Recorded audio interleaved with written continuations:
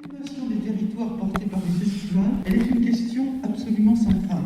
Ça va être le thème du premier atelier de ce matin, autour d'Yveline Rappeau, que je remercie d'avoir accepté d'animer cet atelier. Inutile de vous dire que je vais être très attentif et on attend, après la présentation de l'atelier, des propositions, les critiques, les insatisfactions, il faut tout entendre, qui ne manqueront pas de surgir. Alors, bonne matinée de travail, je vous écoute, mon petit carnet a encore quelques pages pour être rempli. Bon travail.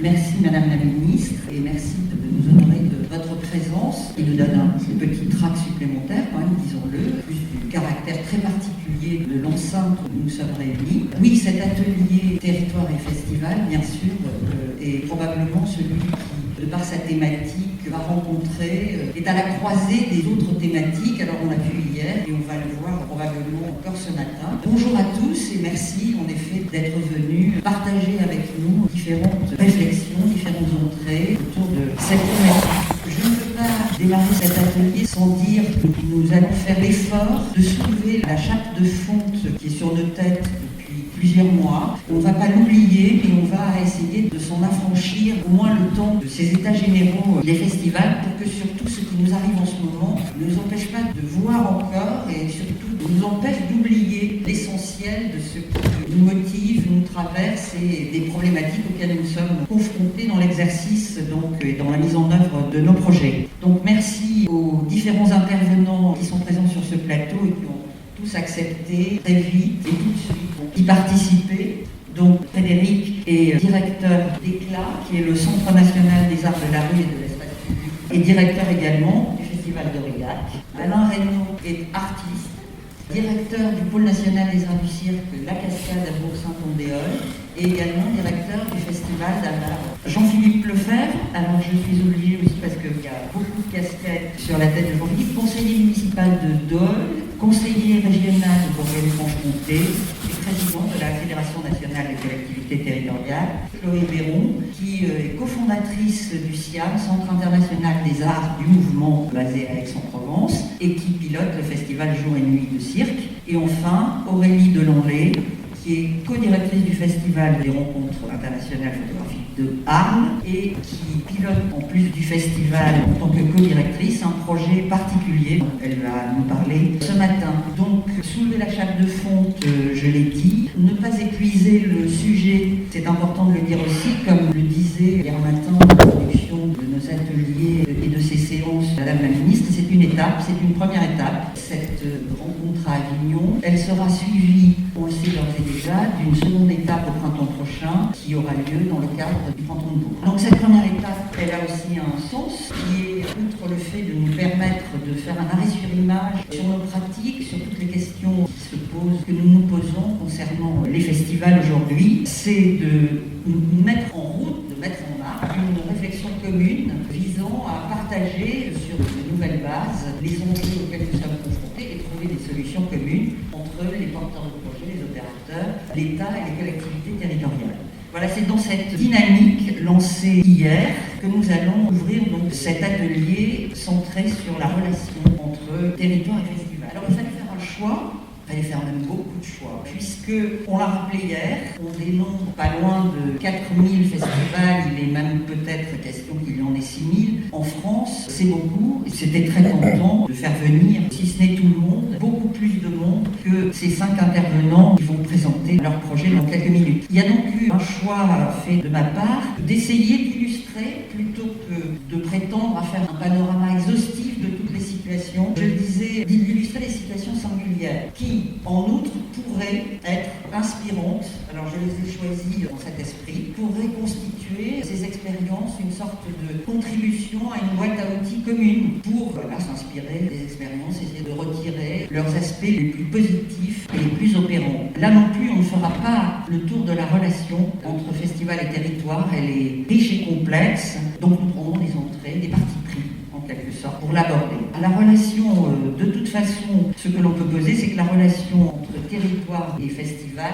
elle n'est pas figée, elle est évolutive et elle se transforme dans le temps. Les projets, la plupart du temps, se nourrissent de cette évolution des territoires, s'en inspirent, et c'est ce caractère dynamique de la relation entre territoire et festival qui en fait, je pense, également un des aspects les plus importants, une de ses principales qualités. Alors, j'ai pensé qu'on pouvait les intervenants, puis l'ordre dans lequel ils présenteront donc leur projet. Frédéric, le Festival d'Aurillac, pour son aspect, son désir d'aller au-delà du temps fort et d'importer sur le territoire une action durable tout au long de l'année.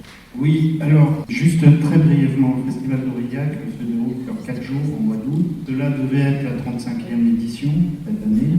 Et ce festival s'est considérablement agrandi au fur et à mesure du temps pour devenir un rendez-vous, voire le rendez-vous des arts de la rue. Et il regroupe, à travers cette élection officielle et son rendez-vous des compagnies de passage, près de 700 compagnies sur 4 jours, qui va se traduire par 3500 représentations. Donc ça, c'est sur une ville de 25 000 habitants, un département de 150 000 habitants, ça a un phénomène de transformation assez extraordinaire et très important. Donc bien évidemment, cet événement, qui est un peu ce point de convergence, cannibalise un peu toutes les actions culturelles que l'on mène à l'année, mais sur un territoire comme le Cantal, sert d'office de phare culturel. C'est-à-dire que si on n'avait pas le Festival d'Aurillac, les actions que l'on pourrait mener à l'année seraient peut-être extrêmement confidentielles, ou en tout cas, comme on mesure souvent, destinées à un public de sa chambre, etc. Donc le festival fait que toutes les composantes de la ville se retrouvent impliquées dans son organisation et que cet écosystème assez extraordinaire met toute la ville et tout le territoire en jeu et tous les acteurs. Et par rapport à ça, ce qui est intéressant, c'est justement, une fois qu'on a recentré sur ce temps événementiel, de pouvoir décentrer pour justement avoir une activité qui se déroule à l'année et qui puisse avoir des ramifications multiples. Et c'est vrai que c'est important sur le festival, on a vu la carrière, c'est fondamental que le festival puisse avoir des ramifications et puisse porter des responsabilités en termes de soutien à la création, parce que la diffusion sans la création est bancale, et puisse s'inscrire au plus près des individus, des gens, pour justement dépasser ce côté extraordinaire et revenir dans l'ordinaire du territoire et des individus. Alors dans ta démarche, tu parles d'équité territoriale, c'est de la recherche d'une équité territoriale pour aller au-delà effectivement du périmètre conventionnel du festival, c'est d'avoir cette unité de lieu, de temps, d'espace.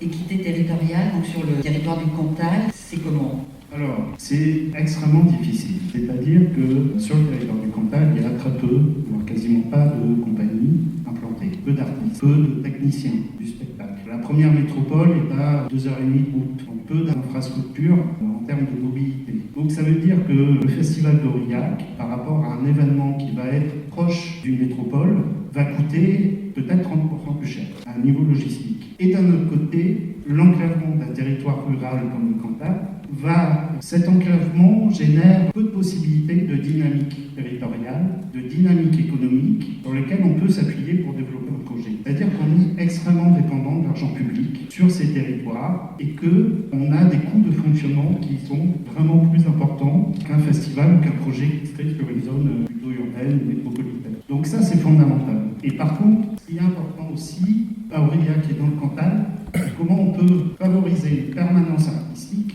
une présence artistique sur le territoire. Et comment on peut, et on doit, je crois que ça peut être un objectif pour la question justement de l'équité territoriale, favoriser l'implantation de compagnies. Et ça, c'est vrai que les dispositifs actuels autour de la création, autour du conventionnement, ne permettent pas à des compagnies de s'implanter avec des moyens de pouvoir avoir une économie en termes de salaire, etc. Donc la permanence artistique, elle est fondamentale, et nos structures ne peuvent pas se développer s'il n'y a pas d'artistes. Donc ça, c'est vraiment important. Et je crois que l'équité territoriale, elle est à ce niveau-là, au niveau à la fois de l'événementiel, avec des surcoûts importants qu'il faut compenser, et à la fois comment on peut remailler le territoire avec une présence artistique. Bien, mais dans ta démarche également, il y a un volet manifeste. Tu parles de reconquête de l'espace public, d'un espace public citoyen partagé. C'est un des enjeux que tu réinsuffles, donc régénérer en quelque sorte ce festival d'Aurillac qui a combien d'années maintenant ? Donc 25 ans. Ouais. Je crois que les arts de la rue, ça fait 40 ans qu'ils ont été dans cette effervescence et ce développement, ont toujours contribué à investir l'espace public pour enrichir le cadre de vie, pour expérimenter les usages dans la ville, pour être un lieu à la fois d'échange, de rassemblement, de rencontre, et soit à cet endroit autour du sensible, autour de la créativité. Et on voit bien que la création d'un espace public est fondamentale, mais la création d'un espace public est fondamentale à un niveau professionnel, ça pour moi c'est très important, mais aussi à un niveau spontané. Les cultures urbaines se déploient dans l'espace public. Et ça fait quelques années, après les attentats de 2015 et 2016, là depuis cette année, que l'accès à l'espace public se trouve d'une certaine manière menacé. Et je crois que c'est important qu'il y ait une prise de conscience pour que l'on ne se replie pas dans nos espaces fermés, mais qu'on puisse retrouver l'usage artistique, créatif, imaginaire de l'espace public. Je crois que c'est un enjeu de société fondamental parce que si on se replie, on va faire des marches arrière très importantes dans l'idée d'avoir cette prise de conscience, d'être ensemble, d'être autour du commun, et cette prise de conscience d'avoir une citoyenneté active et créative. Nous n'échappons pas aux frustrations du timing d'un atelier qui doit durer 1h30. J'ai oublié de vous préciser un élément important, c'est qu'une fois que nous aurons mis en lumière un petit peu les différentes expériences que nous portons les uns les autres, bien entendu, il y aura une partie laissée, la place sera laissée aux questions et aux échanges avec vous-même et avec les internautes qui suivent nos débats sur les réseaux numériques. On reviendra dans un second temps, effectivement, sur l'évolution aussi de la relation aux collectivités territoriales et à la puissance publique sur ce territoire, donc du Cantal. Alain, ta présence, pour moi, elle est là pour illustrer qu'on peut avoir, en quelque sorte, une relation intime à son territoire, une relation intuitive, une relation affective, quand on est un porteur de projet et que le projet que l'on met en œuvre, du coup, est totalement empreint de cet état, cette situation originelle. En l'occurrence, tu es un enfant du pays dans lequel tu as développé ce festival d'Alba en t'appuyant sur une ressource patrimoniale, donc sur un territoire qui restait à développer de ce point de vue-là, et en t'appuyant sur un lieu patrimonial qui est un théâtre antique. Est-ce que tu peux nous parler de cette belle aventure? Bien sûr. Alors, juste, bonjour à tous, je voulais juste témoigner de mes émotions déjà, parce que merci de l'invitation. Il y a 6000 festivals et d'être celui qui prend la parole me sent dans un drôle d'état. Madame la ministre, je ne m'attendais pas de m'adresser à vous ce matin. Donc voilà, la qualité du casting, c'est vrai qu'il y a énormément d'huile essentielle ce matin, et je suis un peu... voilà, je suis à la fois ému, je me dis si ma mère me voyait, dommage qu'elle soit plus là, elle serait tellement fière. Et en parcourant les rues désertes ce matin d'Avignon, je ne m'attendais vraiment pas à ce spectacle-là. Je salue aussi les papes, parce qu'il y en a eu pas mal qui ont passé ici, comme j'ai eu une éducation assez catholique, ma mère c'est aussi fière.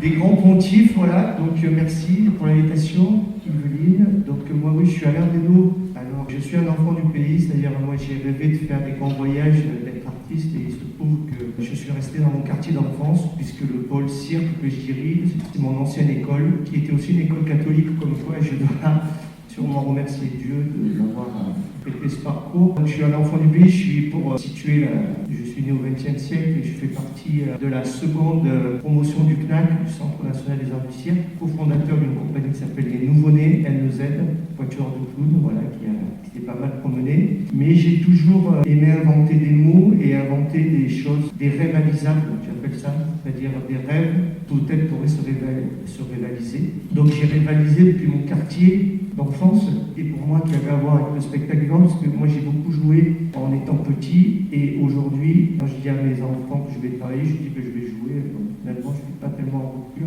avec cette histoire. Donc un pôle cirque, voilà, dans le quartier de l'enfance, donc après avoir été formé et avoir joué, avoir eu la chance de jouer, donc ce pôle cirque il a 12 ans, et c'est vrai qu'on a eu la chance, au moment où j'ai pris la direction de ce pôle cirque, le festival d'Alba-la-Romaine, qui était dirigé par le CDN de Valence, qui a changé de direction, et pourquoi il y a eu un rendez-vous avec l'histoire, puisque le cirque a pu, dans un lieu improbable, l'Ardèche, une ville de 7000 habitants, qui est aujourd'hui pourvue d'un pôle cirque, et dans cette histoire-là, le festival d'Alba est arrivé. Donc Alba-la-Romaine, c'est la cité antique au sud de l'Ardèche, qu'on appelait l'Elvie, un village de 1000 habitants. Nous, on programme ce festival au mois de juillet, au mois du 14 juillet, c'est 35 000 spectateurs, 5 jours de festival, et c'est vrai, un lien au territoire très fort, puisque c'est un lieu patrimonial, qui est lié avec un théâtre antique. Et nous, l'idée, ça a été de mettre en résonance, et je dirais de mettre en scène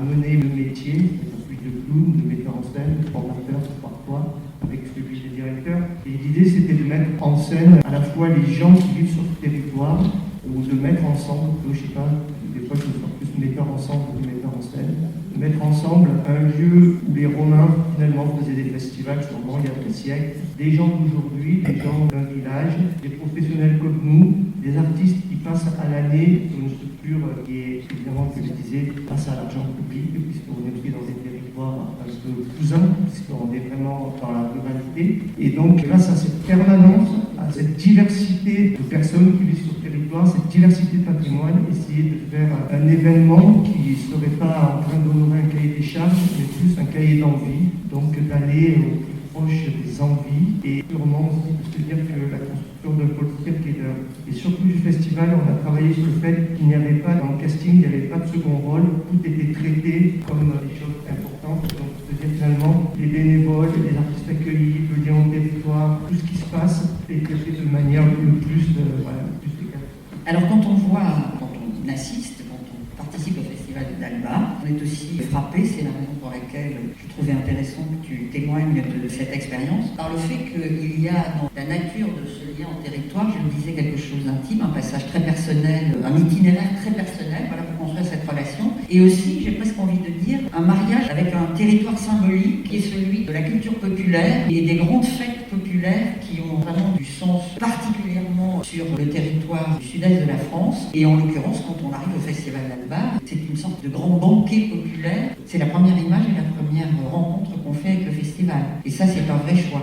Ça me touche beaucoup, on parle de ça ici, parce que c'est vraiment... Moi, je suis éduqué dans les balles populaires, en regardant passer les majorettes, en entendant la fanfare. Pour ce temps-là, il n'y avait pas de théâtre. Et moi, si je fais ce métier, c'est qu'un jour, ma voisine, elle m'a emmené au théâtre de Privas voir le Grand Magique Circus. J'avais 12 ans, j'ai vu les Mélodies du Malheur, et tout simplement, je m'en suis jamais remis, en fait. Donc, j'ai juste demandé comment ça s'appelait le métier qu'il faisait, et j'ai justement voulu faire le même. Évidemment que moi, j'étais abonné à aucun théâtre, et que cette grande fête, alors tu parlais de l'extraordinaire, et moi, j'aime bien l'ordinaire extra. J'ai vraiment voulu faire ce métier pour que l'ordinaire... Moi, je ne voulais pas que la fête s'arrête, jamais. Descendre de manège, pour moi, c'était vraiment quelque chose d'incalculable. Donc, finalement, tout ça, c'est la suite. Sauf qu'on a fait un métier, qui suit d'être artiste, après on est devenu une institution, mais moi, je n'ai pas pris ce chemin-là. C'est des chemins qui se rencontrent, c'est ça. Et évidemment que cette fête, c'est-à-dire le plus grand compliment que je peux avoir, c'est les gens qui viennent au festival. Moi, j'ai voulu que les habitants du village qui avaient déserté un peu l'appartenance au festival se réapproprient le festival. Et on a commencé vraiment par le centre. Moi, j'ai dit, il faut qu'il y ait les gens de ce village qui vivent ce festival. Parce qu'on a toujours les adeptes qui viennent de très loin, mais des fois, les problématiques avec les gens proches, les gens proches ont des fois le mérite d'être des gens très lointains. Nous, on a vraiment travaillé avec les proches. Qu'est-ce qui nous réunit sans jouer le loi de service? Et oui, c'est cette grande fête, ce grand envie dont tu parles, et en même temps qui côtoie les créations contemporaines, qui côtoie des artistes incroyables, des écritures improbables, mais le noyau, à ne pas, et je n'ai aucun mérite puisque je suis né de cet endroit-là, c'était de réussir cette grande fête.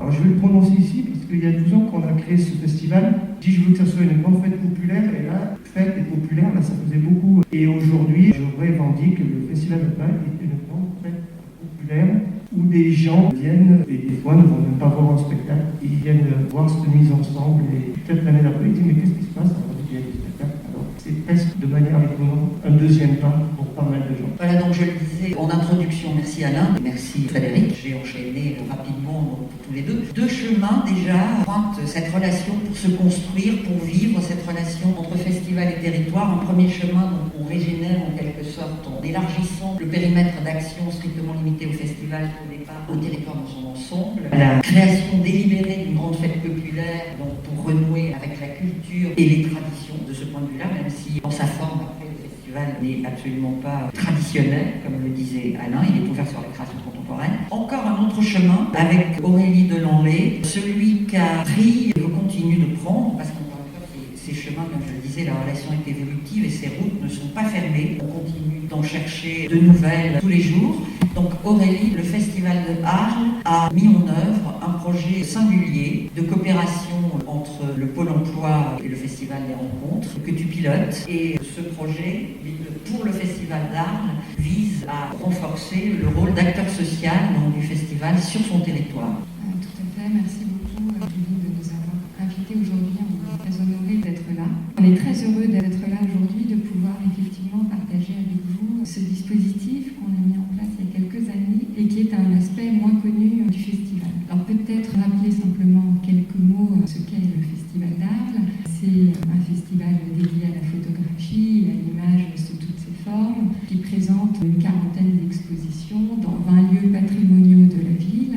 Donc effectivement, le lien avec le territoire est extrêmement important pendant 3 mois, avec différents moments, un temps de rencontre pour la semaine d'ouverture, donc avec des rencontres professionnelles, et puis tout un temps pour le grand public tout l'été et un temps pour les publics, le jeune public au mois de septembre. On accueille 145 000 visiteurs et ça représente environ 1 400 000 entrées dans les expositions. Donc voilà, pour la présentation du festival, on va dire, dans son cœur d'activité. Maintenant, j'ai beaucoup aimé dans l'introduction d'entendre que la relation avec le territoire était une relation qui était évolutive. Peut-être avant de parler de ce dispositif particulier, dire que nous aussi, on essaye de tisser des liens de plus en plus étroits avec les habitants d'Arles. On note que la manière dont on agit sur le territoire renforce les visites et ça passe par, j'entendais tout à l'heure, la grande fête populaire. Depuis maintenant 7 ans, on organise pendant la semaine d'ouverture 3 grandes fêtes populaires ouvertes à tous. On accueille parfois jusqu'à 8000 personnes. Alors c'est vrai que c'est pas toujours des gens qui viennent après voir les expositions, mais petit à petit ça se met en place. Et en 2019, on a accueilli 8000 Arlésiens sur une municipalité qui compte 50 000 habitants. Je pense que c'est quand même assez exemplaire comme lien avec le territoire. Alors le dispositif, on y vient. Arles, c'est une ville dont le premier employeur est le domaine de la culture. 40% des emplois sont dans le domaine culturel et il est pour nous essentiel dans cette ville qui est en pleine expansion dans le domaine culturel de pouvoir jouer pleinement notre rôle d'acteur social.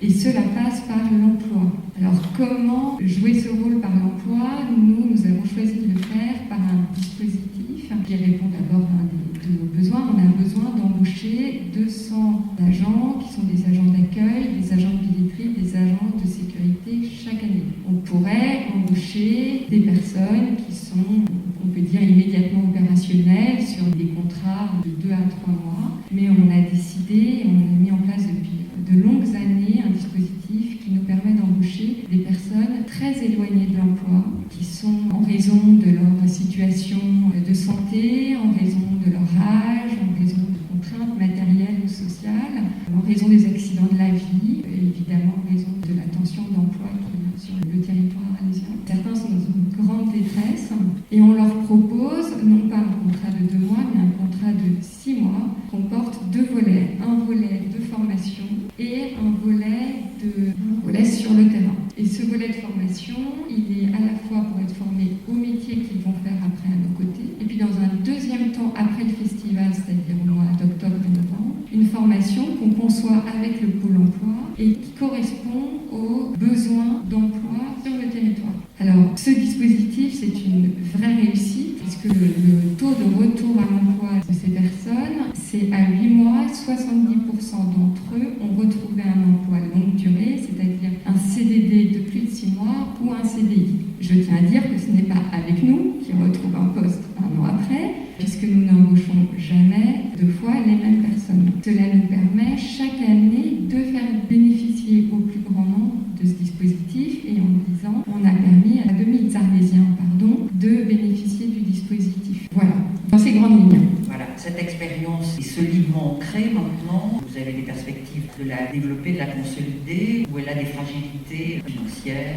institutionnelles? Alors, c'est une excellente question. Donc, c'est quelque chose qui est en place depuis une trentaine d'années, mais qui a pris une ampleur sans précédent sur les 10 dernières, puisque en 2014, par exemple, nous avions pu embaucher sur notre dispositif 230 personnes. Donc, ce sont des personnes qui sont en contrat aidé. Et l'année dernière, j'entends en 2019, uniquement 130 personnes ont pu bénéficier de ce dispositif. Alors nous, on y est très attachés, on estime vraiment qu'on doit jouer pleinement ce rôle d'acteur social sur le territoire.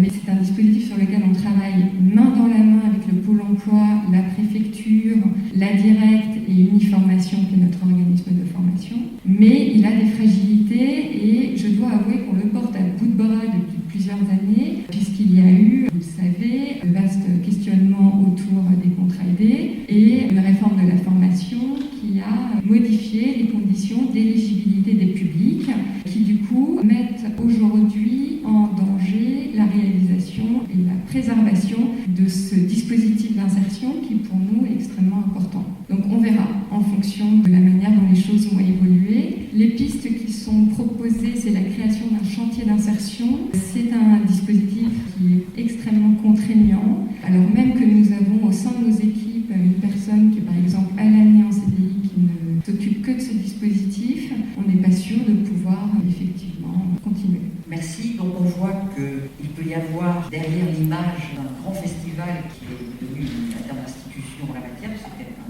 des plus grands festivals dédiés à la photographie au monde, des programmes d'action extrêmement engagés qui renforcent le projet lui-même d'ailleurs et évidemment son inscription sur le territoire. Rapidement une autre dimension quand même qui est aussi massée, on ne voit pas dans les coulisses du festival, c'est son rôle fédérateur sur son territoire, donc avec le programme Grand Arles Express. Oui, tout à fait. Alors, le Grand Arles Express, c'est un projet qu'on a développé depuis 2016. C'est une initiative qui est née du constat qu'il y avait énormément de projets autour de la photographie sur le territoire, évidemment à Arles, mais pas uniquement. Et on s'est dit qu'un festival comme le nôtre, c'était une vraie plateforme pour pouvoir mettre en lumière le fait que le Sud était une destination liée à la photographie. Et donc on labellise, on travaille main dans la main avec des centres d'art et des musées emblématiques du Sud, de Nîmes à Marseille, d'Avignon à Toulon, avec le CEM, la collection Lambert, le centre photographique de Marseille, le Carré d'art, enfin un certain nombre d'institutions, et on structure avec eux des projets liés à la photographie qu'après on met en lumière pour effectivement faire connaître au plus grand nombre le fait que le Sud est une destination liée à la photographie, à l'image,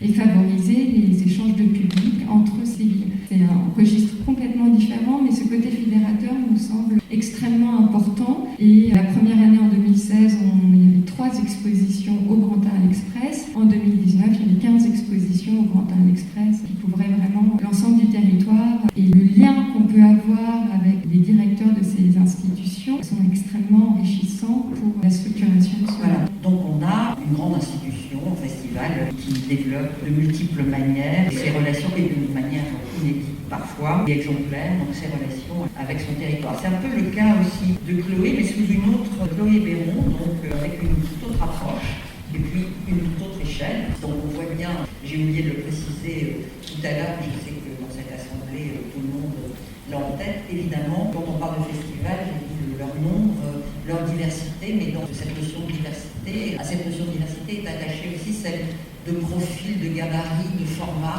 Donc évidemment, on a aux côtés de grandes institutions, de festivals qui ont une trentaine d'années, des plus petits festivals, alors petits parce qu'ils sont encore jeunes, ils ont une dizaine d'années, ou plus petits, par le périmètre qu'ils ambitionnent d'occuper, mais néanmoins intensément. Et pour Chloé, donc pour le SIAM, c'est une approche du territoire que j'ai trouvé. Alors je disais aussi que les exemples que nous représentons tous, alors je suis en train d'introduire l'idée qu'à un moment donné je parlais de moi, et Madame la Ministre nous y a invités tout de même, voilà, puisque nous sommes nous-mêmes porteurs de projets, les animateurs de ces ateliers. Donc nous représentons des histoires à travers cette relation avec le territoire très très différente. Alors Chloé, donc il s'agissait d'occuper l'espace, l'interstice. En préparant cet atelier, je me suis dit, quand je parlais d'approche intuitive et sensible pour Alain, pour Chloé, je parlerai comme on parle d'agriculture raisonnée. Il me semblait qu'il y avait une approche raisonnée du territoire. Est-ce que tu peux nous faire partager ce cheminement et cette relation avec le territoire? Oui, effectivement. Moi, j'ai eu la chance, quelque part, de partir d'un festival et d'une structure qui s'est créée ex nihilo. La chance et en même temps la complexité, puisque ce lieu est sorti de terre en 2013, qui s'appelle donc le Centre international des arts en mouvement, qui a pour vocation de créer du lien entre la culture et la société. C'est vrai qu'on se faisait la remarque hier que 19% des Français avaient participé à un festival en l'année passée. Ça veut dire que 81% n'ont pas participé, et ça reste quand même une grosse question. En tout cas, c'était le sujet aussi qui nous a interpellés dès le départ.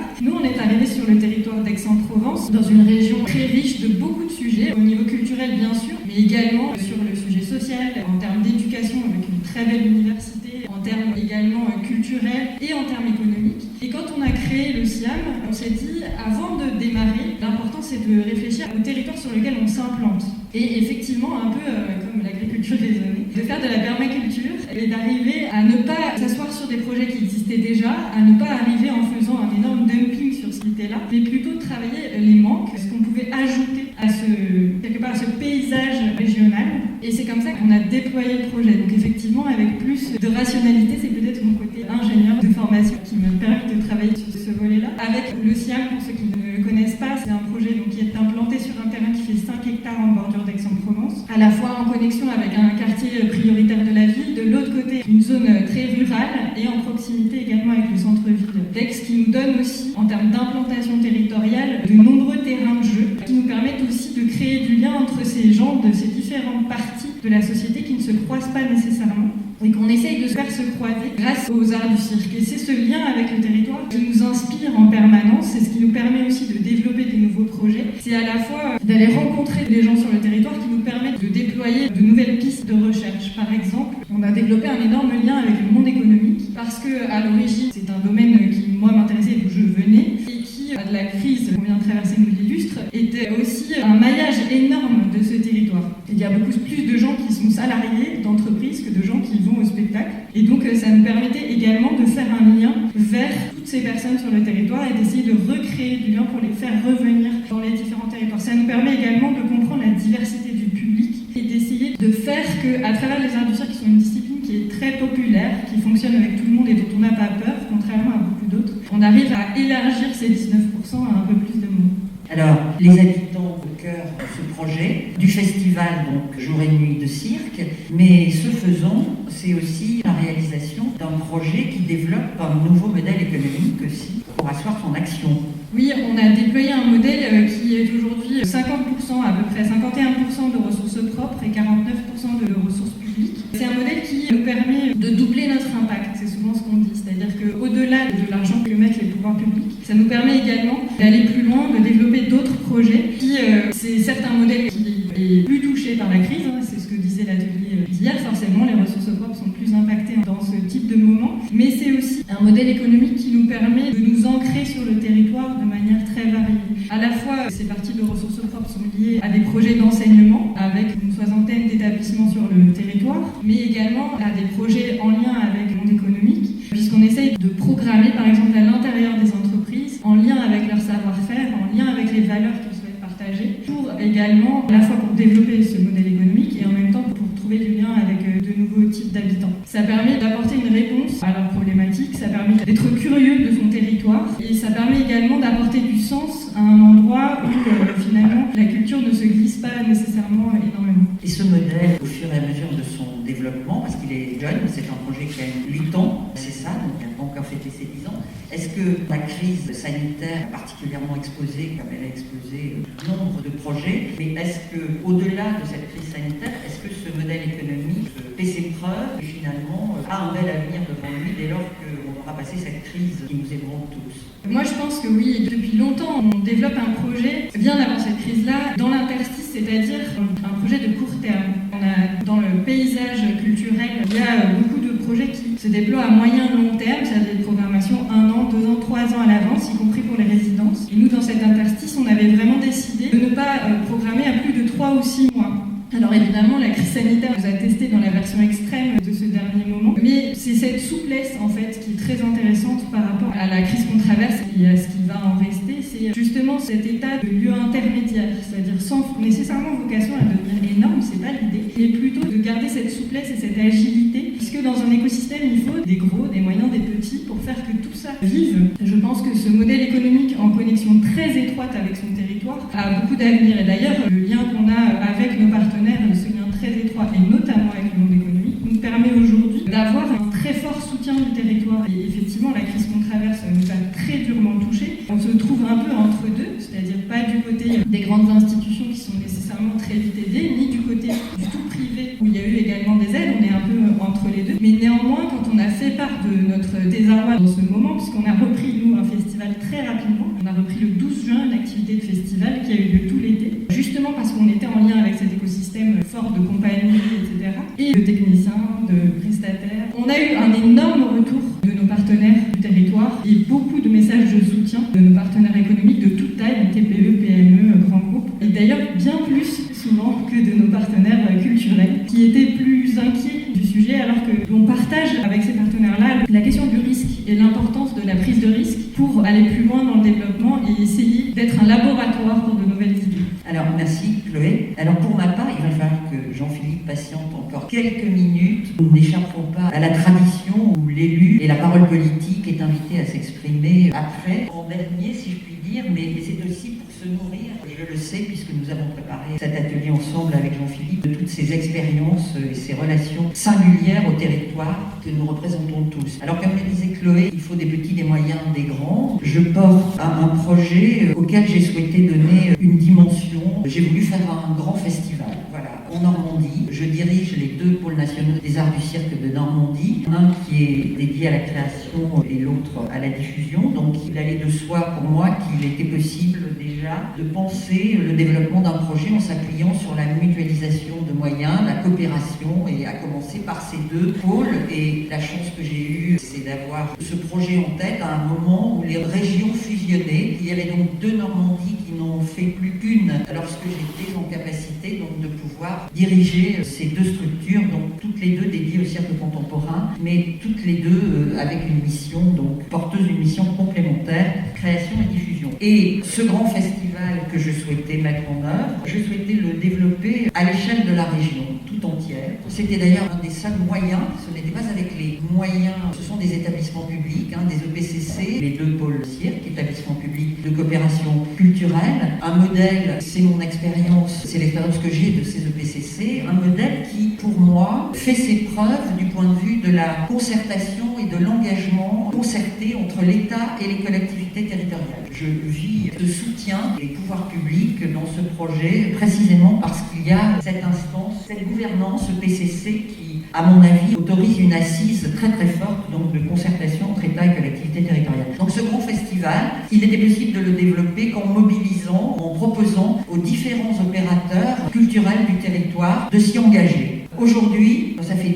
10 ans, 11 ans, mon prédécesseur qui a créé le premier pôle cirque à Cherbourg en a été l'initiateur, Jean Vinet. C'est lui qui a eu cette intuition formidable de ce concept de festival qui n'existe qu'en partenariat, mais il a commencé sur une toute petite échelle dans un rayon de 20 km autour de la Brèche, et aujourd'hui, c'est toute la nouvelle région Normandie qui est mobilisée. C'est quelques 70 partenaires qui contribuent à faire du Festival Spring, c'est son nom, qui a lieu chaque année au printemps, ce que la presse qualifie de très grand festival dédié au cirque contemporain et à ses nouvelles écritures. Donc cet engagement, cette expérience de mutualisation, de coopération sur tout un territoire, elle passe, comme je viens de le dire, à travers une coopération qui s'est révélée fertile, puisque pour arriver à 70 partenaires dans l'édition 2020 qui a été annulée, je vous le dis tout de suite, les dates de Spring, c'est du 11 mars au 11 avril, donc je vous laisse imaginer le choc. Nous venions d'ouvrir le festival lorsque le confinement a été mis en place. 70 partenaires, c'est, je le disais, une coopération entre les opérateurs culturels, mais c'est aussi l'expérimentation de nouvelles modalités de coopération avec les collectivités territoriales. Ainsi, tricote des fils, on disait, Chloé l'a illustré aussi, chacun d'entre nous, mais nous nous inspirons aussi pour développer nos projets des caractéristiques du territoire sur lequel nous les implantons. C'est vrai qu'en Normandie, il y avait aussi un monument national, et pas des moindres, le Mont Saint-Michel. Donc ça suppose aussi, pour développer un festival comme celui-là, des partenariats institutionnels très forts, en l'occurrence avec les monuments nationaux, et la possibilité de présenter un parcours de cirque contemporain au Mont Saint-Michel, ce qui, il y a quelques années, je regarde Alain, qui est comme moi directeur d'un pôle cirque, voilà, il y a 10 ans, on n'aurait même pas osé l'espérer. Voilà. Mais c'est au Mont Saint-Michel, et c'est aussi dans les toutes petites communes rurales de la Manche, du Calvados, de Seine-Maritime, etc., que Spring se déploie. Alors, il échappe, bien entendu, de par sa configuration, au canon traditionnel du festival. Il n'y a pas d'unité de lieu, il n'y a pas d'unité de temps, si bien sûr, mais elle est totalement dilatée, puisque c'est un mois de festival sur tout un territoire, et on fait des sortes de teuf dans la teuf, pour qu'il y ait quand même des temps forts. Donc on raisonne par zone, de manière à apporter une certaine densité de propositions culturelles pour que le public, sur Cherbourg, sur Caen, sur la métropole de Rouen, vive néanmoins un temps fort, même si le festival est totalement dilaté à l'échelle du territoire. Pour terminer, je disais des modèles de coopération inédits avec, ou encore trop rares, on dira, avec les collectivités territoriales, ainsi ces connexions, ce tricotage qui est fait avec l'ensemble des acteurs du territoire pour faire vivre ce festival qui ne vit que de ces relations, il n'existe qu'à travers ces relations. C'est avec par exemple le conseil départemental de la Manche qui mène par ailleurs un programme qu'il appelle Ville en scène pour toutes les petites communes rurales de la Manche, et il y en a beaucoup, et on a créé des liens entre ce programme du conseil départemental de la Manche et Spring. Bien évidemment, la coopération, ce soutien du conseil départemental de la Manche, pardon, ne passe pas par une subvention, mais passe par un engagement du conseil départemental qui tricote avec nous sa propre action pour ramener le cirque contemporain dans des endroits où il n'aurait jamais été sans cette intervention de cette collectivité territoriale. Même chose, mais en plus grand, si je puis dire, avec la métropole de Rouen-Normandie qui a engagé au sein de la direction de la culture de la région une cellule projet. Donc là, c'est vraiment un apport en ingénierie totale qui met en œuvre dans une trentaine de communes la programmation du Festival Spring en engageant effectivement en industrie et en ingénierie ces moyens en plus des subventions. Donc tout ça, ça se fait dans un temps très long. Merci beaucoup. Merci. Tout ceci, tous les exemples que nous venons de donner, supposent que nous ayons le temps de mener à bien nos projets, puisque nous ne les sortons pas du chapeau d'un seul. Ils n'ont pas leur version définitive lorsqu'ils naissent et ils apparaissent sur les territoires. Il nous faut les développer au minimum d'ailleurs une dizaine d'années et plus bien entendu pour certains pour arriver à maturité. Et donc, Jean-Philippe, tu ne seras pas étonné si je commence cet échange avec toi sur un des points de tension, oui c'est dommage, un des points qui est souvent convoqué, de tension, de temporalité entre le temps des projets et le temps du politique. Que peux-tu nous en dire de ton point de vue d'élu? Je vais bien sûr répondre à ta question. J'aurais voulu dire à notre ministre cette question, puisqu'elle utilise beaucoup le mot territoire. Vous savez, la ministre a dit qu'elle était la ministre des artistes et des territoires. Hier, on a eu le temps, Emmanuel Vallon a très bien défini, à mon sens, la question du festival. Moi, je suis un géographe. Je suis un géographe et je suis un politique. Et le mot de territoire ne me convient pas, parce que c'est un mot de géographe. Et d'ailleurs, c'était très drôle, à part notre animatrice, vous avez parlé des territoires, et aucun d'entre vous n'avait cité les collectivités territoriales. Et pire que les collectivités territoriales, les élus. Un territoire, pour un géographe, c'est un paysage. C'est un paysage dont on a hérité. Pour un géographe, un territoire, c'est une population dans sa diversité. Mais on oublie que derrière territoire, il y a un élément administratif, c'est une assemblée élue, avec un exécutif. Et dans ce sujet territoire et festival, on ne peut pas passer sous silence la relation, et en fait c'est celle que vous attendez de moi d'ailleurs, entre le politique, l'élu, que vous venez voir d'ailleurs, dès qu'il a été élu, et le projet de festival et le rendez-vous qui est au cœur du projet artistique. Alors effectivement, il y a une question de temporalité. C'est un joli mot qu'on utilise beaucoup maintenant, temporalité. Et souvent, je me fais interpeller dans des rendez-vous comme celui-là, où on dit oui, il y a cette question de temporalité. Je réponds, alors je traduis, il y a donc le problème des élections. Il y a donc le problème du temps électoral. Oui, effectivement, le temps électoral s'impose, et c'est lié à la démocratie sans élection. Donc pour le coup, ce dont je suis persuadé, c'est qu'il faut que les élus comprennent qu'un festival a besoin du temps pour l'ancrage. Moi, j'aime bien utiliser le terme de faut infuser un territoire. Et il faut du temps pour infuser un territoire. Et si le politique ne le comprend pas, alors il va se tromper. Il peut faire des erreurs. Et c'est aussi à vous d'expliquer qu'il faut ce temps. C'est aussi à vous, j'allais dire aussi avec bienveillance par rapport à l'élu. Surtout, vous savez, l'élu qui vient d'arriver, celui que vous ne vouliez pas. Je dis souvent que l'élu que vous vouliez, c'est facile, mais l'élu que vous ne vouliez pas. Il faut prendre du temps, il faut de la bienveillance. Lui expliquer que ça ne va pas se traduire forcément par un nombre d'assiettes dans la commune, par des chambres remplies. Peut-être que ça sera le cas. C'est pas l'objet normalement de l'élu à l'électeur. Et il faut que vous compreniez que nous avons un calendrier et qui s'impose aussi à nous. Il faut qu'on arrive à trouver cette alchimie entre les deux. Et puis le dernier point, peut-être que tu vas revenir dessus, mais je souscris à ce que vous avez toutes et tous dit.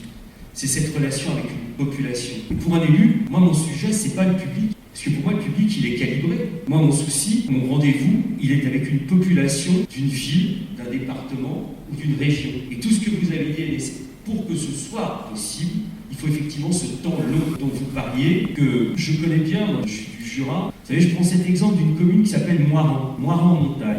Moirans-Montaigne, c'est le pays de l'industrie du jouet. Eh bien, si vous allez sur le site de la ville de Moirans, c'est Moirans, la ville des enfants. Et ils sont partis de l'industrie du jouet, qui est une industrie séculaire, pour avoir des résidences d'artistes qui travaillent autour de l'enfant. Ils ont un festival de l'enfant Idéclic pendant l'été. Et donc, toute cette communauté de communes est partie de son histoire industrielle pour en faire un projet culturel et artistique. Et dans ces cas-là, il y a une véritable fusion. Je prends cet exemple-là parce que je trouve que justement, il marque bien cette relation entre le territoire et un festival. Il se trouve qu'on vient d'avoir une question qui pourrait nous permettre d'aller plus loin dans cette illustration de l'engagement des collectivités auprès des porteurs de projets que nous sommes tous. C'est la question qui nous est posée, c'est comment accompagner les initiatives festivalières en milieu rural pour pallier aux faibles possibilités financières des communes et intercommunalités. Je suis complètement dans la réflexion d'Emmanuel Lécrier quand il faut mettre du sens politique au festival. Alors vraiment, j'accompagne complètement cette réflexion. Mais je pense que quand on est porteur de projet en milieu rural, mais en milieu urbain, il n'y a pas de différence en tant que tel quand on porte un projet artistique et culturel. C'est vraiment de prendre le temps d'expliquer aux décideurs, peu importe ce que vous mettez derrière décideurs, que ce soit les directeurs des affaires culturelles, l'agent de développement culturel en milieu très rural, l'élu, le sens que l'on donne à ce projet artistique au regard des habitants. C'est-à-dire que la lumière dans les yeux, la passion ne suffit pas. Il faut aussi pouvoir expliquer aux développeurs où on veut aller ensemble, où on veut, là où on est et là où on veut aller par rapport à une commune. Après, les dispositifs, mon collègue du conseil régional de la région Sud, chaque région, chaque département a ses dispositifs propres. Et ça, je pense que voilà, on ne va pas faire le catalogue à l'après-vert de cette démarche-là. Merci Jean-Philippe. Le temps nous est compté. Voilà, j'ai fait rentrer les questions par écran interposées, mais effectivement, nous glissons doucement pour vous donner bien sûr la parole. Oui. Monsieur peut-être a levé le doigt. Bonjour à tous, je salue madame la ministre qui est partie. Je suis Fabrice Laurent, je dirige le festival Performance d'acteurs à Cannes, festival d'humour qui a 40 ans, et je suis président de la Fédération des festivals d'humour qui réunit une cinquantaine de festivals un petit peu partout sur le territoire, implantés à la fois en milieu rural et en milieu urbain. Je voulais souscrire à pas mal à ce que j'avais entendu. D'abord, j'étais là pour dire à madame la ministre qu'on existait et que même si on fait de l'humour, on n'est pas toujours très considéré, et lui signaler que beaucoup de nos festivals, au moins la moitié, sont installés en milieu rural, avec parfois des petites associations, parfois des plus grosses, et que, y compris avec les compagnies qui nous accompagnent, en particulier dans les travaux de médiation et de création, on a un petit peu de mal auprès pas tellement des élus locaux, mais en tous les cas des DRAC, de se faire reconnaître et de pouvoir monter vraiment des projets avec le ministère. Alors je ne sais pas si c'est parce que c'est des petits festivals ou si c'est parce que c'est de l'humour, mais on a un petit peu de mal en tous les cas à exister dans cette galaxie des festivals. Je rappelle que l'humour est aujourd'hui la thématique artistique qui présente le plus de représentation, je n'ai pas dit plus de public, mais plus de représentation, 17 000 en 2018 d'après une étude du CNV. Voilà, nous à Cannes, on a lancé une expérience de médiation assez importante il y a 20 ans. Contrairement à ce qu'on peut penser, Cannes, il y a le centre-ville, le palais du festival, la Croisette, les hôtels de luxe, mais il y a des quartiers derrière le centre-ville, après l'avocat, qui sont avec une population en grande difficulté et vivant souvent sous le seuil de pauvreté. Ça a été un objectif du festival de s'installer dans ces quartiers et de développer un travail sur l'art, sur le théâtre, sur le cirque aussi, sur l'écriture, sur la vidéo, sur l'improvisation. Excusez-moi, est-ce que vous avez une question peut-être? Ma première question, c'était de dire, essayez de nous faire exister plus en tant que festival d'humour, parce que vraiment, il y a un travail pour les territoires, un travail important pour amener un public nouveau dans les salles de spectacle, et de surcroît, et c'est le cas à Cannes, un public jeune. Et ça, c'est, je crois, assez important. Pour information, la moyenne de notre public aujourd'hui sur à peu près 10 000 spectateurs payants est de 34 ans, ce qui à Cannes est un exploit. Et ma deuxième question, c'était de savoir, d'un point de vue assez concret, quelle structure allait se mettre en place à la suite de ces états généraux pour y participer de façon très active et de continuer ce débat, parce que là, des questions, il y en a beaucoup. Est-ce qu'un représentant du ministère pour répondre à cette ultime question? Bonjour, je suis censé prendre la synthèse, donc je ne vais pas rester très longtemps pour les réponses, mais je pense qu'il a été évoqué hier par la ministre et par Sylviane Tarso-Généry, le fait qu'entre cette période et cette rencontre, en fait, qui est le premier rendez-vous, en fait, qui est le premier acte de ces échanges autour des États généraux, allait se mettre en place un certain nombre d'outils qui permettaient de travailler sur les thématiques et les éléments qui ressortiront des travaux de ces 2 jours pour aller jusqu'au rendez-vous prévu au printemps. Donc je pense que vous avez peut-être participé ou vous avez peut-être été, j'espère, informé des différentes tables rondes qui ont été mises en place et rencontres dans vos différentes régions, à part les DRAC, mais en lien avec les collectivités locales. Là, on reçoit progressivement l'ensemble des synthèses de ces travaux des 2 derniers jours. Donc je pense qu'il y aura un niveau de travail qui sera en région, en DRAC, avec vos correspondants habituels DRAC et collectivités locales, DRAC et élus, pour reprendre ce que vous évoquiez tout à l'heure. Et puis il y aura un niveau de ce type-là, en fait, qui aura lieu au niveau national, alors avec un rendez-vous qui sera au printemps 21, au printemps de Bourges. Voilà. Merci, oui, je vous en prie. Bonjour, je suis Michael Dian, le directeur de l'espace culturel de Chaillol dans les Hautes-Alpes, qui est une scène conventionnée itinérante, un territoire depuis peu. Je voulais revenir sur ce que vous avez dit, monsieur, sur la notion de territoire. On a beaucoup parlé d'ailleurs de magnifiques exemples, une inscription volontaire extrêmement généreuse, avec une recherche d'authenticité dans les liens du territoire. Il est très important de revenir en écho à ce que vous avez dit sur qu'est-ce que c'est qu'un territoire au fond. C'est pas simplement une surface passive d'inscription sur laquelle on pose nos actes, aussi généreusement pensés soient-ils. C'est une sédimentation lente, c'est un héritage, c'est une signature collective, il y a une épaisseur de temps, il y a une épaisseur de mémoire, de ressources naturelles. Et j'emploie ce mot de ressources avec l'idée que peut-être on peut faire résonner ce mot de ressources avec la notion des droits culturels, qui à mon avis traverse de manière un tout petit peu périphérie, un peu lointaine, mais le fait re-rentrer dans le champ de vision. On imagine des projets qui se développent dans une relation forte avec le territoire. Il faut se poser la question aujourd'hui de quelle contribution des habitants, dont nous sommes parfois. Quand je dis habitants, ça va du maire au curé qui nous ouvre la porte d'une église ou d'une chapelle, ça va le président de la communauté de communes, le bénévole, l'association, etc. pour qu'ils contribuent non seulement à la mise en œuvre d'un projet qu'on aurait pensé les incluant, mais peut-être aussi à la définition du cadre de tel projet. C'est-à-dire que ça pose des questions de gouvernance, ça pose des questions d'organisation interne de nos structures.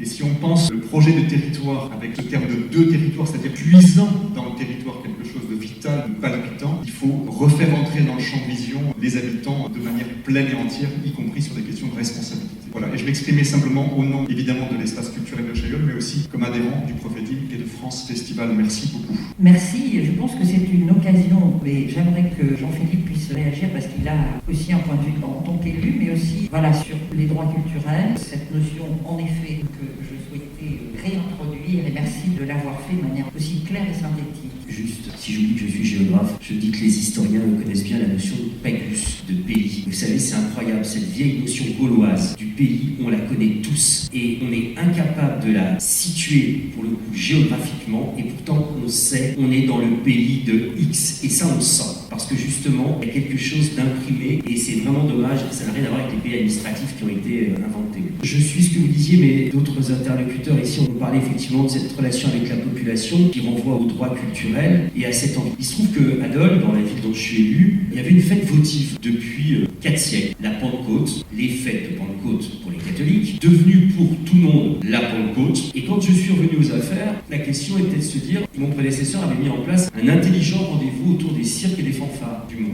Vous pensez bien que tout mon électorat me demandait de revenir aux fêtes de Pentecôte. On n'a pas fait ça. On a dit, faites la Pentecôte. Cirque et fanfare, faites la Pentecôte. C'est-à-dire, soyez acteurs. Et le maître mot de la politique que j'essaie de porter, c'est la culture par tous. Et dans ce rendez-vous autour du cirque et des fanfares, on a essayé, évidemment, je suis passé d'un achat, quand je suis revenu aux affaires, ce festival était sur un achat de service, la ligne achat de service. Et c'est devenu un projet, effectivement, d'action culturelle avec des résidences tout au long de l'année. Le cirque, c'est tellement, même les fanfares, on a ouvert une classe de fanfares de rue au conservatoire de Dole, pour que tous ceux qui le souhaitent puissent tout au long de l'année travailler sur la rue, parce que c'est un vrai projet artistique, donc tout au long de l'année, et de travailler, vous voyez, avec tous ces clubs de retraités sportifs. C'est énorme dans une ville. Pour qu'ils travaillent avec des circassiens. Et aujourd'hui, ce rendez-vous cirque et fanfare, non seulement est un rendez-vous avec des professionnels, mais c'est aussi les gens qui ont pu réinvestir cette fête populaire, autrefois votive, pour en faire une fête d'aujourd'hui. Sur les droits culturels. Je voulais réagir sur le lien avec le public. Juste partager une petite expérience, puisque donc du coup au SIAM, on a fermé comme tout le monde pendant le confinement et on a rouvert le 8 juin, donc assez rapidement, mais dans un état financier très très complexe, puisqu'on a perdu 2 tiers de nos ressources propres. Et au moment où on a démarré ce festival qui a duré 4 mois, on a décidé de déployer un des tarifs qui s'appelle le spectateur solidaire, qui est un tarif, contrairement à ce qui peut se déployer dans beaucoup de théâtres, qui n'est pas un tarif qui est solidaire avec un autre spectateur qui va pouvoir venir, mais plutôt qui partage un tarif qui est au-delà du tarif plein, qui permet de dire en fait ce spectacle coûte beaucoup plus cher que ce que rapporte la billetterie. Donc si vous le souhaitez, vous pouvez payer un tarif au-delà du tarif plein. Et cette année, on a même été plus loin, c'est-à-dire il y en a un qui est 25% plus cher que le tarif plein et un qui est 70% plus cher que le tarif plein. En se disant, bon bah ça nous aidera toujours dans cette espèce de grande tempête. Et finalement, en fait, une place sur 4 a été prise à ce tarif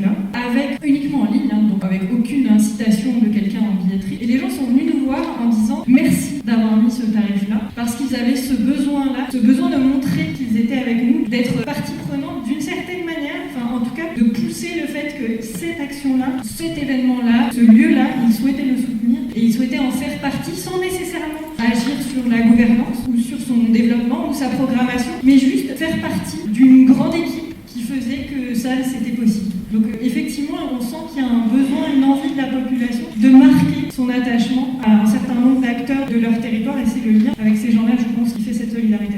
Merci Chloé. D'autres questions? Bonjour, Samuel Raymond, je travaille pour l'association Freeform qui accompagne au niveau national des jeunes organisateurs de festivals. On a tout un dispositif d'accompagnement, de soutien financier. Ils ont tous pris en ce moment cette crise assez violemment. La plupart des manifestations ont été annulées, que ce soit les festivals, les concerts, tout ce qu'ils organisaient, notamment en milieu rural. Un des vrais enjeux de la reprise, ça va être que les élus locaux, et qu'il va falloir inventer, c'est pas une question, mais c'est un peu, pas une injonction non plus, mais un truc entre les deux, il va falloir inventer un système de façon à, quand les manifestations vont reprendre, à faciliter. Et c'est vrai que souvent à l'heure actuelle, notamment les élus locaux, quand ils sont confrontés aux projets, surtout dans le secteur des musiques actuelles, parce qu'on travaille surtout sur ces problématiques-là, sont un peu pris entre des injonctions contradictoires. D'un côté, l'envie des jeunes, de la population d'avoir de la musique, de boire des verres, de faire la fête. De l'autre côté, l'ordre public, la tranquillité publique, les nuisances sonores, etc. Je pense qu'à défaut de donner de l'argent quand ça va repartir, il faudra vraiment trouver des solutions pour faciliter l'occupation de l'espace public, donner des autorisations. Alors, ça ne veut pas dire jeter à la poubelle toutes les normes de sécurité, etc.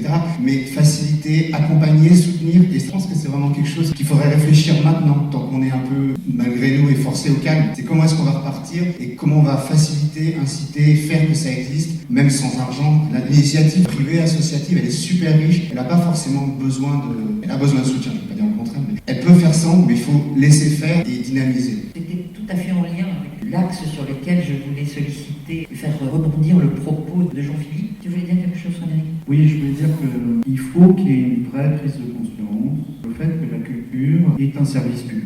Et sur tout le territoire. Je crois que c'est fondamental que l'État et les collectivités remettent au devant de la scène cette notion de mission de service public, parce qu'on voit bien, après ce qu'on a vécu après les attentats, et puis là avec la situation sanitaire, on dit toujours que la première des libertés, c'est la sécurité. La première des libertés, c'est la santé. Mais je crois que par rapport à la culture, il faut qu'on retrouve justement cette culture de mission de service public, et pas seulement par rapport aux structures qui sont labellisées, qui sont soutenues, ou les festivals qui ont pignon sur rue. Je crois que le maillage territorial, il est fondamental. Et pour nous, en ce qui concerne les arts de la rue, on voit bien que depuis 5-6 ans, les événements, les programmations sur tout le territoire se sont considérablement réduites, et que là-dessus, la vivacité de la création se retrouve atteinte. C'est-à-dire que les artistes se retrouvent d'une certaine manière timorés dans leur acte artistique. Et je crois qu'il faut redonner confiance, il faut redonner de l'allant à cette politique culturelle et à cette mission de service public quand même. Si je peux juste une seconde rebondir, quand ça va redémarrer, ça a déjà redémarré pour certains. Juste vous donner un tout petit retour d'expérience. À Aix, c'est beaucoup passé par la confiance qu'on avait installée depuis longtemps avec l'ensemble des collectivités, que ce soit la ville, le département, la préfecture aussi, puisqu'on était dans les règles, mais dans un maillage qui était très très serré de choses possibles.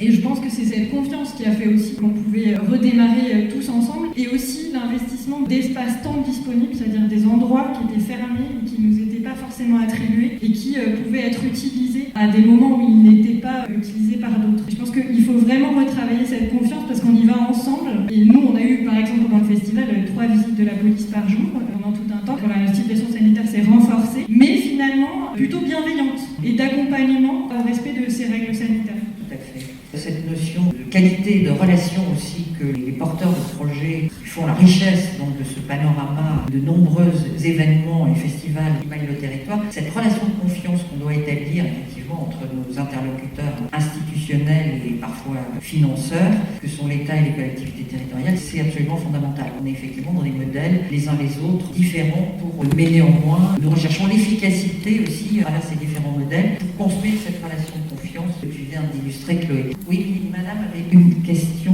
Bonjour à tous. Merci pour ces témoignages et en effet tous ces apports qui reflètent bien cette diversité des festivals et de leur capacité à s'inscrire sur ces territoires. C'est vrai que cette diversité... Est-ce que vous pouvez vous présenter? Oui, pardon, Patricia Colère, je suis déléguée générale de l'UFISC, l'Union fédérale d'intervention des structures culturelles, qui rassemble plusieurs organisations dans différents champs artistiques et à ce titre-là, qui rassemble plusieurs aussi centaines de festivals dans les adhérents de nos membres. Et ce que je voulais souligner, c'était en effet cette diversité des festivals comme aspiration des personnes à participer à la vie culturelle. Ça a été très bien dit, ils sont portés de façon très diverse, de tout type, de toute taille, par des habitants, des associations, des équipes artistiques, des salles, des institutions. Et une des questions qu'on pourrait se poser, c'est en effet comment on va pouvoir soutenir véritablement cet écosystème dans sa diversité en respectant les singularités de projets qui se posent en fonction des territoires et en fonction des initiatives qui les portent et qui sont toutes en effet singulières. Et donc une attention à la question des dispositifs qui peuvent parfois normaliser, on le sait dans les politiques publiques, et donc cette nécessité d'être vraiment sur une attention des initiatives pour ce qu'elles sont, pour ce qu'elles portent, sur la manière dont elles construisent la relation avec les personnes et avec les territoires, comme ça nous a été dit tout à l'heure, notamment dans le lien avec les droits culturels. Et en ce sens, peut-être souligner en effet la nécessité du dialogue avec les élus des territoires qui est extrêmement important. Et peut-être ma question, elle est plutôt sur également la manière dont aujourd'hui les festivals, en tant qu'acteurs pleins de la politique artistique et en tout cas de la vie artistique et culturelle, comme on l'a bien entendu, font également partie intégrante de projets culturels de territoire et comment renforcer les liens de coopération dans le sens de la permaculture que j'ai relevé et donc de l'attention à l'environnement dans lequel ils se situent et du travail avec toutes les typologies d'acteurs dans lesquels ils sont. Donc comment renforcer ces leviers de coopération? Ça n'est pas toujours évident. Ce sont également des dispositifs qui appellent à des formes de redistribution, de mutualisation, de solidarité. Et puis peut-être aussi se poser la question sur les politiques publiques autour des méthodologies qui pourraient nous permettre de faire plus, on va dire, co-construction sur les territoires et donc aller aussi sur des relations plurielles et sur la prise en compte de l'écosystème pour penser ensemble les politiques publiques à destination des festivals sur les territoires. Merci beaucoup pour cette intervention, pour les précédentes bien sûr aussi, mais comme nous nous dirigeons vers la fin de cette table ronde, cette intervention précisément est précieuse parce que c'est un petit peu sur cette problématique que je souhaitais conclure en quelque sorte, et de ce point de vue-là, puisque nous l'avons empêché de s'exprimer pendant toute la première partie, c'est lui qui aura le dernier mot, Jean-Philippe. C'est surtout effectivement une mise en perspective, en effet, et là c'est au titre de ta deuxième casquette aussi de président de la FNCC. Est-ce que tu peux en quelques mots nous dire les grands débats, mais aussi surtout les lignes de force qui peuvent se dégager au sein de cette communauté d'élus, ce réseau d'élus, prendre en compte absolument les enjeux qui sont au cœur de ces états généraux, comment renforcer la concertation entre les différents acteurs que sont entre les collectivités territoriales elles-mêmes, entre les collectivités territoriales et l'État, quelles sont les lignes de force un petit peu et les orientations, les perspectives au sein de la FNCC vous pouvez dessiner aujourd'hui. 2 secondes pour répondre à cette question. D'abord, vous savez, à la FNCC, on est comme les frères templiers, on va toujours à deux. Donc, je salue Frédéric Oka, qui est mon collègue au conseil d'administration. Et la FNCC, c'est une maison plurielle en termes de grande famille politique et de philosophie politique. Donc, c'est important parce que lorsque je dois porter la parole de la FNCC, c'est évidemment une parole plurielle. Je crois que par rapport à cette question de la co-construction, qui est un sujet essentiel, je suis persuadé que la prescription est morte. Une partie de la prescription est morte. Il n'y a pas de raison que ça ait touché l'école, que ça ait touché l'Église, que ça ait touché l'armée, que ça ait touché la République. Ça touche aussi le monde de la culture. Il n'y a pas de raison. Et ce qui veut donc dire qu'aujourd'hui, on était évidemment obligé de penser autrement ces projets artistiques et de territoire. Normalement, entre les collectivités territoriales et entre les collectivités d'État, il existe des institutions. Je ne vous dis pas qu'elles fonctionnent bien. Je ne vous dis même pas qu'elles fonctionnent. Mais la loi existe. Et il serait juste bon qu'elle soit appliquée. On parlait aussi avec des amis qui représentent les syndicats professionnels, des COREPS, on parle des CTC, etc. Tout ça existe. Je crois que la vraie question de la co-construction qui nous intéresse à la FNCC, parce qu'on a porté depuis très longtemps la question des droits culturels, c'est celle de trouver effectivement cette adéquation entre une envie de population et une envie artistique et une envie de développement que portent les élus. Et c'est très compliqué parce qu'on est au cœur de la contradiction de la démocratie. C'est que d'un côté, on voudrait qu'on ait tous la possibilité d'avoir accès à cette co-construction. Et donc, on tombe sur le terrible appel à projet. Je dis le terrible appel à projet. Celui qui cadre, qui norme, qui empêche les pas de côté, qui empêche finalement, qui laisse ces fameux trous dans la raquette et qui permettent d'être différents. Et d'un autre côté, donc, cet appel à projet, il empêche parfois la co-construction. Et d'un autre côté, chacun souhaite être traité d'une façon égalitaire sur l'ensemble des territoires. Donc je vais arrêter là-dessus parce que c'est juste la contradiction dans laquelle nous sommes et nous nous interrogeons au sein de la FNCC. Je n'ai malheureusement pas encore de réponse à vous apporter parce que je pense qu'on vit tous dans cette contradiction. En tout cas, merci pour votre parole. Juste, on est dans le mot création, le mot imaginaire, ça on ne peut pas l'altérer, quelle que soit la crise qu'on traverse. S'occuper de ce qui ne nous regarde pas, créer la porosité tout azimut, ça nous dépasse. Comment ce matin on ignorait qu'on allait se rencontrer. Vraiment, créer aussi cette amicale, entre guillemets, des gens qui n'ont rien à faire ensemble. Vraiment, on est des métiers, on est des filières, certes, quel plaisir. Mais vraiment, demain, il y a un grand doute. Que sera demain? On ne l'a jamais su de toute façon. C'est pas un scoop, c'est toujours à construire. Mais en même temps, depuis des années, certaines habitudes, certains schémas sont là. On doit s'échapper pour mieux se retrouver, on doit s'échapper. Et pour nous, moi, c'est ce qui me fascine dans cette époque-là. Il y a un mois, on n'aurait pas regardé la ruralité comme on la regarde aujourd'hui. Il y a un mois, on ne regardait pas un bassin urbain de la même manière. Tous nos regards, presque chaque 24 heures, changent sur ça. Donc c'est vraiment, pour moi, évidemment une chance de rencontrer ce qui ne nous ressemble pas. Et vraiment, cette co-construction, tout cet ébranlement, c'est une vie incroyable à venir. Je viens faire une dernière intervention autour de la question vous avez évoqué tout à l'heure le fait que la culture devait infuser, que les événements comportaient un temps long pour qu'ils s'inscrivent dans le territoire. Et nous, on a été contraints d'annuler cette année, pour les raisons que l'on connaît. Et ce que j'ai trouvé assez incroyable, c'est ce qui s'est passé sur le territoire d'Arles. Et quand on parle de la culture faite par la population, il y a évidemment une réaction sur le moment de choc, de déception.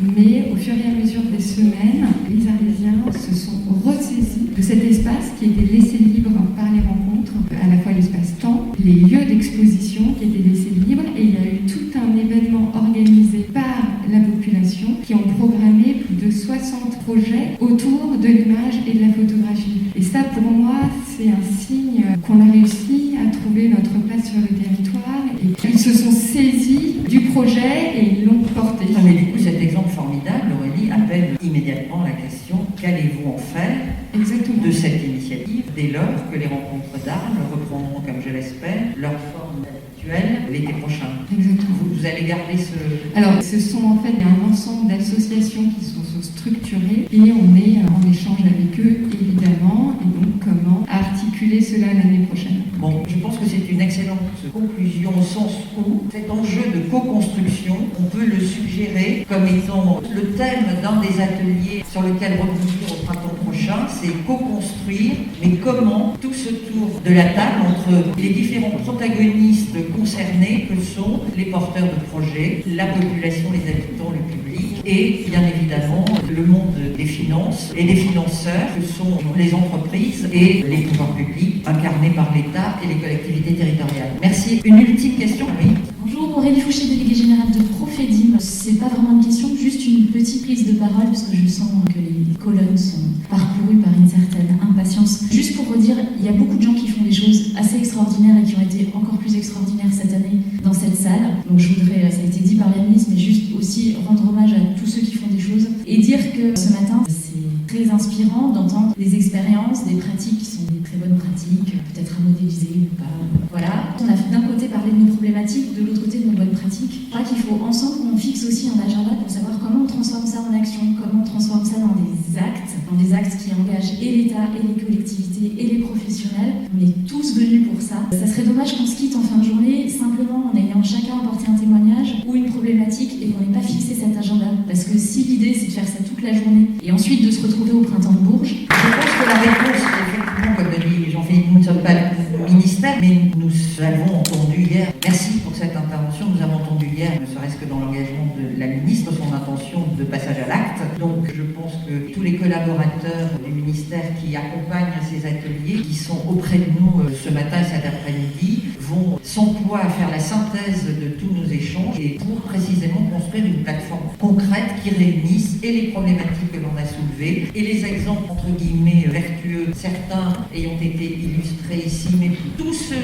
qui, on le sait, fourmillent sur le territoire, etc., pour le passage à l'acte. C'est pour ça que je préférais conclure sur la notion de construction et de co-construction, puisque là, on se l'est approprié, on leur donnait sa force au sens de ce mot. Voilà. Donc on se quitte avec les mêmes espoirs et les mêmes attentes que celles que vous venez de réduire. Merci à vous.